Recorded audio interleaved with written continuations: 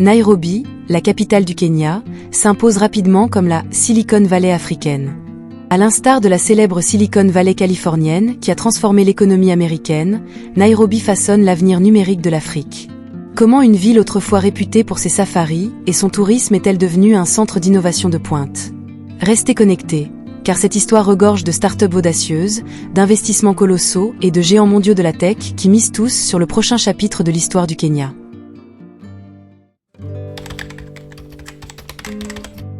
L'élément déclencheur de l'essor technologique de Nairobi a été simple mais puissant, le paiement mobile.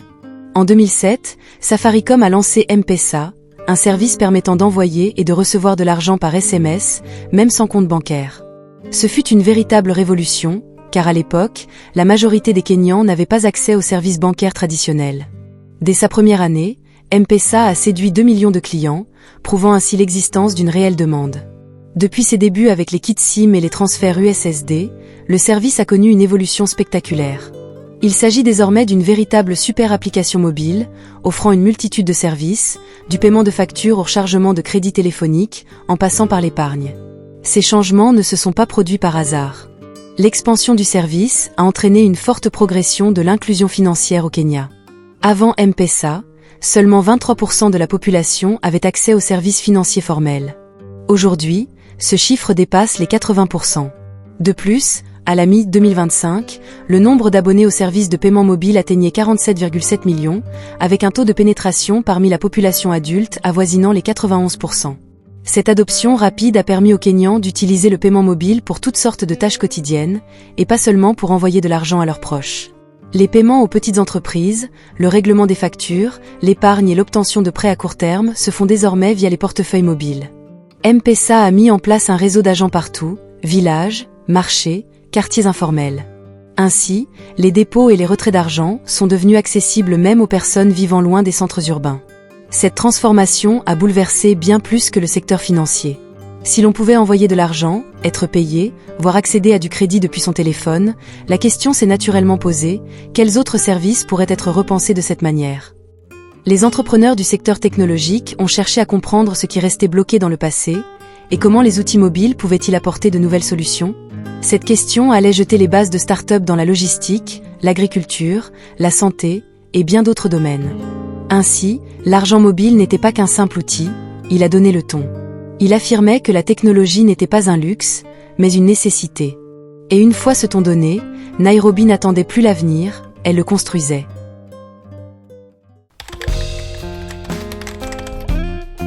Après l'avènement du paiement mobile, des réseaux de soutien se sont rapidement développés. Des pôles d'innovation ont commencé à fleurir à Nairobi, tels que eHub, Nelab et Nairobi Garage, où les développeurs de technologie pouvaient se rencontrer, échanger des idées, obtenir des retours et trouver des mentors. Bien plus que de simples espaces de coworking, ils sont devenus de véritables tremplins. Ils offraient un accès aux outils, à la communauté et à la visibilité, la combinaison idéale pour les jeunes entrepreneurs. Au début des années 2010, Nairobi a commencé à être surnommée la Silicon Savannah. Les startups ont fleuri à tous les coins de rue. Twiga Foods s'est attelé à la numérisation de la chaîne d'approvisionnement alimentaire afin de réduire le gaspillage et de connecter les agriculteurs au marché. Sandy a introduit une logistique plus efficace, reliant les chefs d'entreprise aux livreurs dans toute la ville. Cellulant a révolutionné les paiements en les rendant plus fluides, au service des particuliers et des entreprises à travers l'Afrique. Il ne s'agissait pas de simples idées, elles ont attiré des investissements considérables. Rien qu'en 2024, les startups kenyanes ont attiré 638 millions de dollars de capital risque, soit près de 29% du financement total des startups en Afrique. De plus, le Kenya a concentré la majorité des financements de l'Afrique de l'Est, près de 88%, confirmant le rôle central de Nairobi. Ce qui est intéressant, ce ne sont pas seulement les sommes investies, la FinTech a joué un rôle majeur avec ses plateformes de paiement, ses services bancaires mobiles et ses outils d'inclusion financière. Mais au-delà de ces secteurs, le e-commerce, la logistique et l'agritech se sont solidement implantés. Twiga Foods, par exemple, a levé plus de 200 millions de dollars en plusieurs levées de fonds. Sandy, bien que plus modeste, démontre que les solutions de livraison et de gestion de la chaîne d'approvisionnement sont essentielles dans une région où les réseaux et infrastructures de transport ne sont pas toujours optimisés.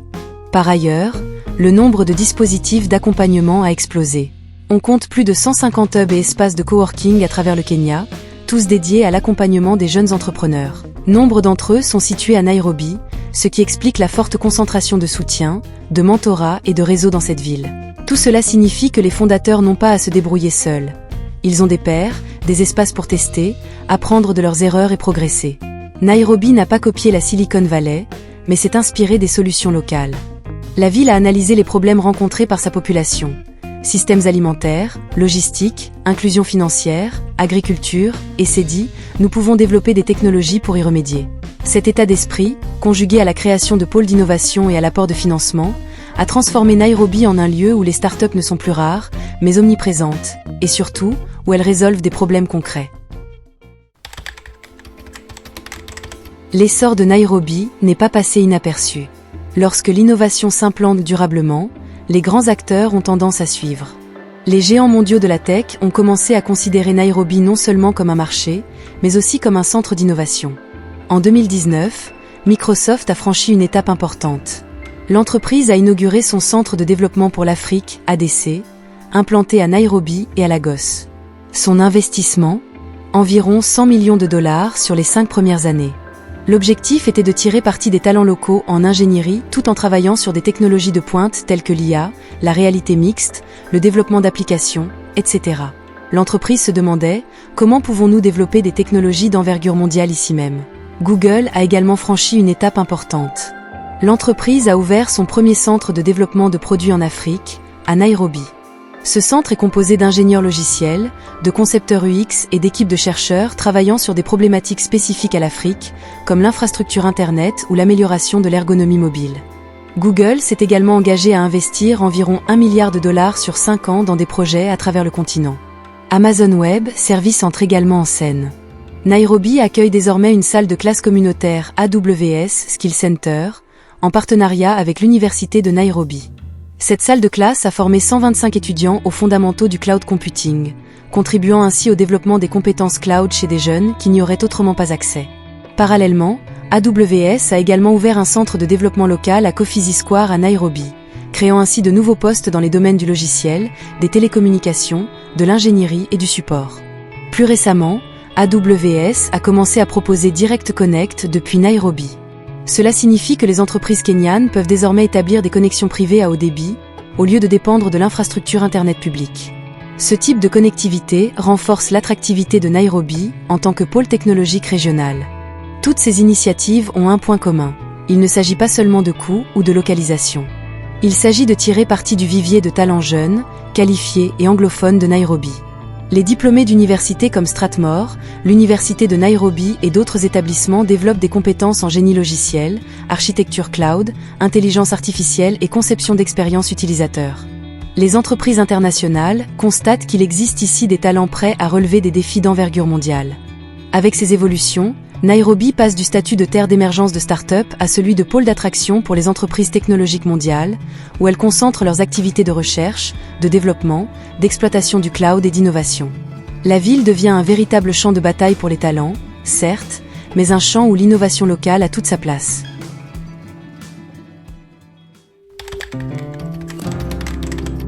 Bien sûr, le chemin pour devenir la Silicon Valley africaine est semé d'embûches. Nairobi a fait des progrès considérables, mais certains obstacles persistent. L'un des principaux problèmes réside dans les lacunes en matière d'infrastructure. L'accès à une électricité fiable n'est pas toujours garanti, surtout en dehors du centre de Nairobi. La connectivité Internet varie énormément entre les zones urbaines et rurales. Moins de 30% des foyers ruraux bénéficient d'une connexion Internet fiable, contre environ 80% en zone urbaine. Même en ville, l'Internet au débit peut être intermittent, les coûts sont élevés et les coupures de courant perturbent encore le travail. S'ajoute à cela le défi du recrutement. Le Kenya compte de nombreux jeunes désireux de travailler dans le secteur technologique, mais on constate une pénurie de spécialistes dans des domaines émergents tels que l'IA, l'apprentissage automatique, la cybersécurité et les biotechnologies. Certains diplômés ne trouvent pas d'emploi correspondant à leurs compétences localement, et beaucoup partent donc à l'étranger pour des salaires plus élevés ou de meilleures opportunités, ce qui provoque une fuite des cerveaux. La réglementation constitue un autre point de blocage. Les lois peinent souvent à suivre l'innovation. Certains projets pilotes ou nouvelles technologies se retrouvent dans une zone grise juridique. Le projet de loi sur la robotique et l'IA de 2023 a été rejeté par le Parlement, notamment parce que les parties prenantes estimaient qu'ils n'avaient pas suffisamment consulté le public et qu'ils risquaient de freiner le progrès au lieu de le favoriser. Des problèmes subsistent également concernant la protection des données, la confidentialité et la cybersécurité. Par exemple, le Kenya a perdu 29,5 milliards de shillings kenyans, environ 230 millions de dollars américains, en une seule année à cause de la cybercriminalité. L'accès au financement reste inégal. Bien que les investissements soient en croissance, de nombreuses startups peinent à obtenir des capitaux suffisants au-delà des premiers tours de table. De plus, les taux d'intérêt sont souvent élevés ou les conditions difficiles pour les petites entreprises. Malgré tout, Nairobi continue d'avancer. Ces défis obligent les fondateurs à innover différemment et à faire de la résilience un élément clé de leur stratégie. De l'énergie solaire de secours pour les bureaux aux programmes de formation locaux aux compétences techniques, en passant par le lobbying pour une meilleure réglementation, tous ces efforts sont en cours. On compte plus de 500 startups actives, des milliards de shillings kenyans de financement, bien que fluctuants, et l'écosystème technologique kényan sous les projecteurs du monde entier. Cette dynamique suggère que Nairobi non seulement apprend en grandissant, mais le fait à une vitesse fulgurante. La grande question n'est pas tant de savoir si Nairobi deviendra la Silicon Valley africaine, mais plutôt si elle redéfinira ce que l'on attend d'un pôle technologique. Si Nairobi continue de surmonter ses obstacles, énergie, réglementation, talent, et si les politiques et les infrastructures rattrapent leur retard, elle pourrait bien changer la donne.